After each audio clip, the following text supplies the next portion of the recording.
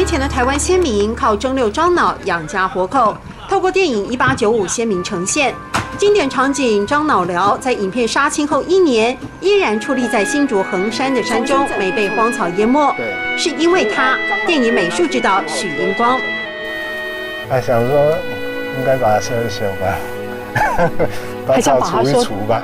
刻意选在自己家乡搭景，许银光从客家耆老口中收集樟脑寮的细节，光是灶炉的高低方向就改了2次。就是我一说要盖这个东西的时候，左右邻居都很热心，很帮忙。不只是布景，透过1895，许银光努力唤起共同记忆。戏中用的樟树厨刀也是100年传家宝。